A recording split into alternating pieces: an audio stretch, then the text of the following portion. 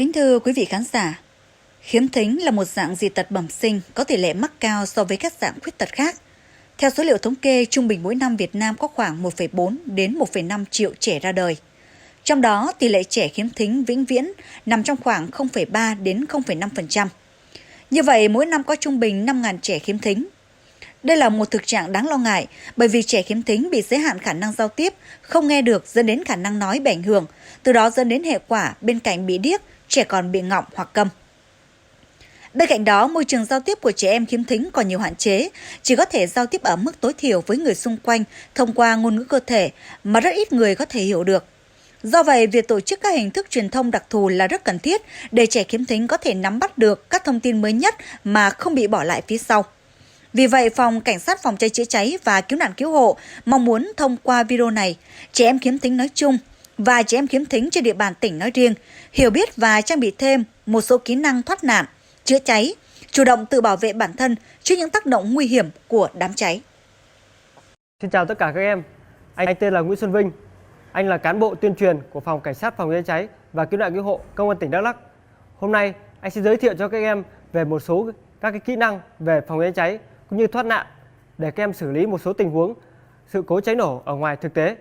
Thì về kỹ năng thứ nhất là báo cho người lớn khi phát hiện có cháy xảy ra. Thì đầu tiên mà chúng ta cần phải dạy trẻ đó chính là khi phát hiện ra cháy, trẻ cần phải báo ngay cho người lớn biết để giúp đỡ trẻ xử lý tình huống và dập tắt đám cháy, đưa trẻ ra nơi an toàn, vì trẻ còn quá nhỏ để có thể tự mình dập tắt được các đám cháy, cho dù là các đám cháy nhỏ. Kỹ năng thứ hai là tìm cách thoát ra khỏi đám cháy. Lúc này trẻ vừa phải tìm cách báo cho người lớn biết và vừa phải tìm cách thoát ra ngoài một cách nhanh nhất, và tuyệt đối không chạy đi tìm hay đi kiếm những cái vật dụng, đồ chơi mà trẻ cảm thấy quan trọng, bởi vì lúc này khi đám cháy phát triển thì khói khí độc sẽ bao trùm căn phòng, và nếu ở lại quá lâu trẻ có thể sẽ gặp nguy hiểm đến tính mạng, có thể bị ngạt thở hoặc nhiễm khói khí độc. Đồng thời ba mẹ cũng cần dạy trẻ và chỉ cho trẻ các cái lối thoát nạn ở trong nhà của mình, như cửa trước, cửa sau và lối thoát hiểm. Đối với các cái nhà ở chung cư hay nhà cao tầng thì chúng ta nên dạy cho trẻ cách quan sát các cái biển báo, biển chỉ dẫn lối thoát nạn để đề phòng khi có sự cố cháy nổ xảy ra, trẻ có thể thoát ra ngoài một cách nhanh chóng và thuận lợi nhất. Đồng thời cũng dạy trẻ tuyệt đối không được đi chèn vào đám đông hoặc đi ngược dòng đám đông, bởi vì như thế rất nguy hiểm, có thể trẻ sẽ bị dẫm đạp hoặc có thể bị kẹt trong đám đông, gây nguy hiểm đến tính mạng cho trẻ. Và một lưu ý nữa đối với chúng ta cũng nên dạy trẻ, đó chính là tuyệt đối không được sử dụng thang máy trong trường hợp có sự cố cháy nổ xảy ra, bởi vì như thế rất là nguy hiểm. Về cách chúng ta thoát hiểm ra khỏi một căn phòng đang bị khói khí độc bao trùm, thì việc đầu tiên chúng ta cần làm đó chính là tìm một cái khăn, sau đó chúng ta chạy thật nhanh để nhúng nước. Sau khi các em dùng khăn thấm nước xong, chúng ta đưa lên miệng để che mũi và miệng.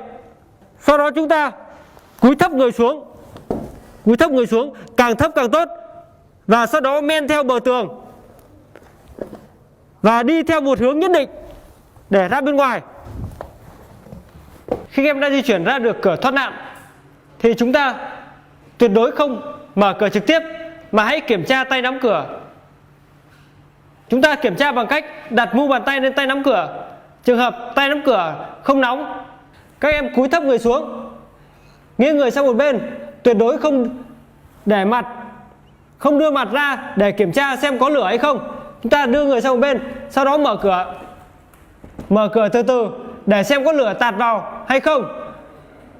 Nếu như không có lửa tạt thì chúng ta mở cửa và chạy ra bên ngoài. Nếu như tay nắm cửa nóng hoặc ấm, chứng tỏ bên ngoài đang có đám cháy ở gần, chúng ta không nên mở cửa và hãy ở trong phòng. Dùng khăn nhúng nước chúng ta chèn các khe cửa để ngăn khói khí độc và lửa không cháy lan vào trong phòng. Sau khi chúng ta dùng khăn ướt để chèn cửa xong, chúng ta lập tức di chuyển ra phía cửa sổ hoặc ban công, và sau đó chúng ta mở cửa, dùng những tấm vải hoặc có màu sắc sặc sỡ để ra hiệu và hô to để cho những người ở xung quanh biết. Kỹ năng tiếp theo đó chính là dập tắt các đám cháy trên quần áo của các bé. Thì đối với kỹ năng này thì chúng ta bình tĩnh nằm xuống và lăn qua lăn lại nhiều lần. Như thế ngọn lửa sẽ không cháy lên vùng đầu, gây nguy hiểm cho trẻ. Đồng thời, nếu như có một nước ở gần bé thì cũng dạy bé nên di chuyển đến gần khu vực có nước để dùng nước chữa cháy. Bởi vì khi nước thấm vào cơ thể của bé, vì trên quần áo của bé có nước, cũng làm giảm nguy cơ bỏng cho bé. Một lưu ý đối với các bậc phụ huynh, không nên để trẻ ở nhà một mình và khóa trái cửa. Bởi vì khi trẻ ở nhà một mình sẽ rất dễ gặp sự cố cháy nổ, và khi đó sẽ khó khăn cho việc trẻ thoát nạn ra ngoài cũng như là sự giúp đỡ của những người xung quanh. Sau đây anh sẽ hướng dẫn cho các em.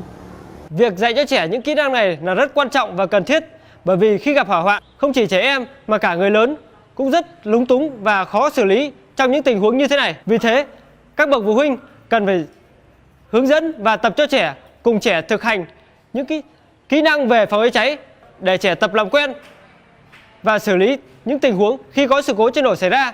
An toàn của bạn là hạnh phúc của chúng tôi.